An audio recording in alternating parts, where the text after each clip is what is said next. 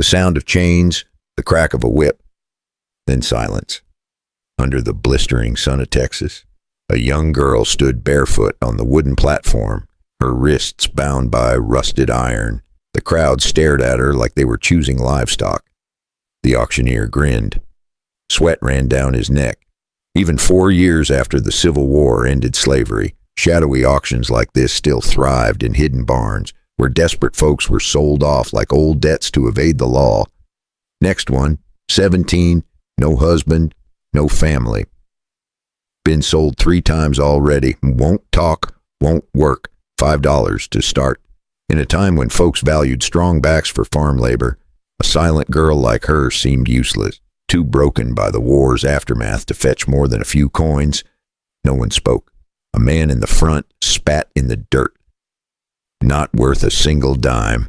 The girl's name was Lena Cartwright. Her dress hung in tatters, dust clinging to her skin, her hair stuck to her face, hiding the bruise on her cheek. She stared at the ground, unmoving. She had stopped crying long ago. Crying never changed anything here. Then a voice, calm, deep, steady. "I'll pay 20. Heads turned. At the back of the crowd, a man in a faded brown coat stood with a handful of crumpled bills. His name was Grant McCade, 56 years old. Gray stubble on his jaw, a man who looked like he hadn't smiled in a decade. The auctioneer blinked. $20, you sure? Mister. Grant nodded once. The gavel slammed down. Sold. Lena didn't move. She didn't even look at him. Grant stepped closer, pulling off his hat. When he saw her face clearly, his heart stopped. That scar, a small crescent on her wrist, 8 years ago. He had wrapped that wound himself. He remembered the little girl hiding behind her father's leg, asking if it would leave a mark. He had told her no. He had lied. The auctioneer shoved Lena forward. Grant caught her before she fell. Her skin was burning hot. She looked up at him for the first time, her eyes green but hollow. He whispered her name. Lena. Her expression didn't change. A flicker crossed her eyes like a half-buried memory from before the war stole everything, but she pushed it down. Folks in her shoes learned fast not to trust old faces. She didn't remember him, or maybe she did, and wished she didn't. Outside, the wind carried the sound of the gavel echoing again. Another life sold, another soul gone. Grant counted his last coins, placed them in the man's palm, and walked away with the girl who hadn't spoken in years. Grant didn't. The dirt road stretched out under a merciless sky. Lena walked a few steps behind him, her chains clinking softly. Every sound reminded him of what he owed. He didn't know if she'd ever understand why he did this. Maybe she never would. But as the barn door slammed shut behind them, he felt the past breathing down his neck. 8 years ago, his father's greed had condemned the Cartwright family. And now, the last piece of that family walked beside him, silent, broken, and alive. The sun dipped lower, dust rose around their feet. Grant knew the ghosts of that day would follow him until he told her the truth. But how do you ask forgiveness from someone who doesn't even know who you are? The road stretched for miles, dust rising under the horses' hooves. Right after they left the barn, Grant stopped the horses, pulled a key from his pocket, and unlocked her chains. No one should wear these in a free country, he muttered, thinking of the Union soldiers' promises after the war. The sun beat down hard, baking the dirt until it cracked. Grant rode slow. The girl behind him on a smaller mare, silent, head bowed, no sound but the steady clink of the chains still locked around her wrist. He could feel her fear like heat. Every time he looked back, she stared at the ground, never at him. They stopped near a big oak tree, its shade the only cool spot for miles. Grant climbed down, tied the horses, and pulled a small canteen from his saddlebag. He walked over, careful not to get too close. "Here," he said softly. She hesitated, watching him like he might strike her. Finally, she reached for it, her fingers trembling. She gripped the canteen tight, her eyes narrowing like she'd seen too many false kindnesses since the war ended, sizing him up before letting her guard drop.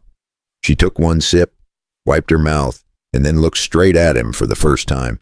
Her voice was quiet, but sharp enough to cut through bone. "Guess you got what you paid for," she said. Do what you want. Grant froze. For a long moment, he didn't breathe. The words stung worse than a bullet. He knelt down slowly, making sure she could see his hands were empty. I didn't buy you to own you, he said.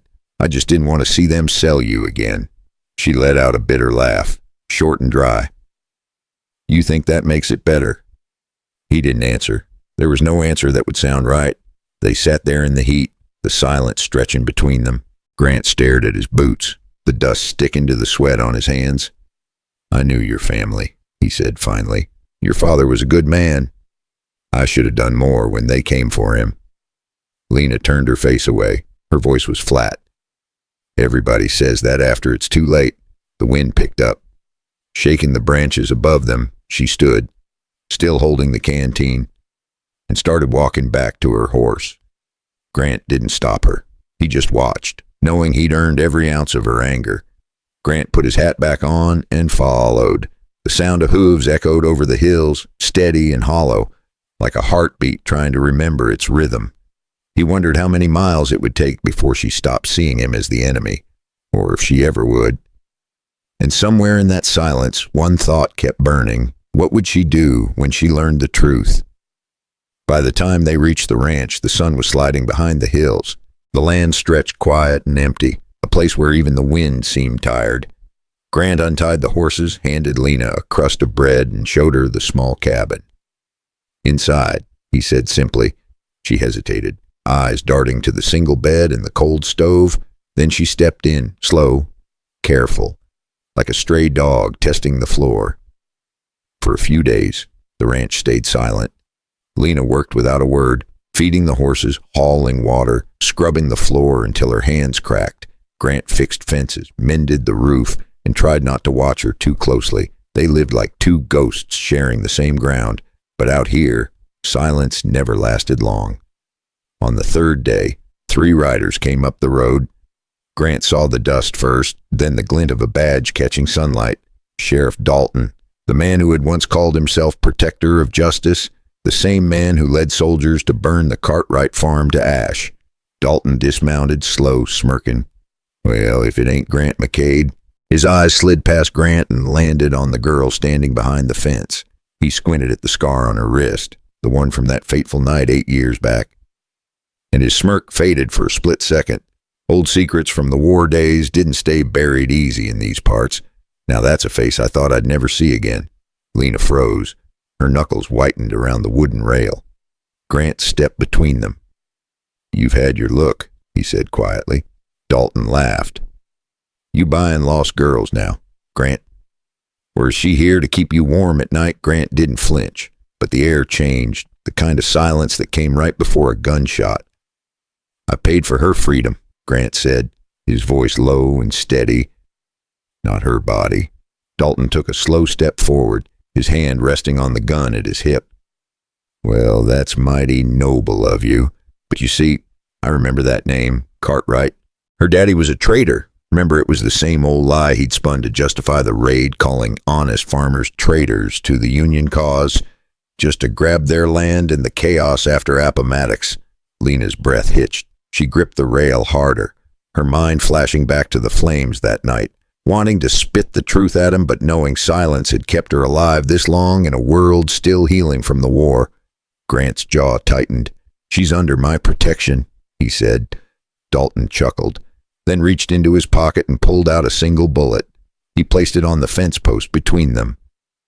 A reminder. Grant, he said softly, some ghosts don't stay buried. When they finally rode off, the dust they left behind felt heavier than before. Lena picked up the bullet and turned it in her hand. Who was that? She asked quietly. Grant didn't answer. Not yet. He just looked out toward the fading sun. The memory of fire and screams still burned into his mind, because he knew this wasn't over, and when Dalton came back, blood would follow. If you've stayed with me this far, pour yourself a cup of tea, sit back, and breathe with the story. Tell me, what time is it where you are, and where are you listening from? And if you want to know what happens when the truth finally comes out, hit that subscribe button so you don't miss the next chapter. That night, the wind blew harder than usual. the kind that carried the smell of rain and old memories. Grant sat by the small fire in the cabin, the light dancing on the rough wood walls. Lena sat across from him, silent as ever, her face half hidden in shadow. Neither had spoken since Dalton's visit, but silence has a way of forcing truth out. After a while, Lena reached into her pocket and placed something on the table. A small silver pocket watch, old and worn, the initials R.A. faintly carved on its back. She pushed it toward him. "Recognize it?" she asked quietly. Grant's hand froze in midair. He did recognize it. Robert Cartwright. Her father? "I found it in a bag left behind after the raid," she said. "I kept it 8 years, hiding it. Every time they sold me to a new house, I made sure no one ever touched it. It was the last thing Pa gave me before the soldiers came." Whispering, "Keep this safe, Lena," a reminder of the family the war tore apart like so many across the South. She looked up at him, her eyes sharp but wet. "You knew him, didn't you?" Grant swallowed hard. His voice came out rough. "I did." Lena leaned forward. "Then tell me the truth. What really happened that night?" Grant stared at the flames for a long time. They flickered, twisted, like ghosts dancing. He finally spoke, each word slow and heavy. "My father sold out your family for their land after the war. I overheard him telling the soldiers. I rode to warn your pa, but it was too late. Everything was burning. I was a coward. I lived, and they didn't." Lena said nothing. She reached for the watch and closed her hand around it, her knuckles white. Her fingers shook, like she wanted to hurl it into the fire and forget, but the memories held on tight, echoes of a pre-war life when families like hers dreamed of a better America. "You think telling me this makes it better?" she asked. "No," he said softly.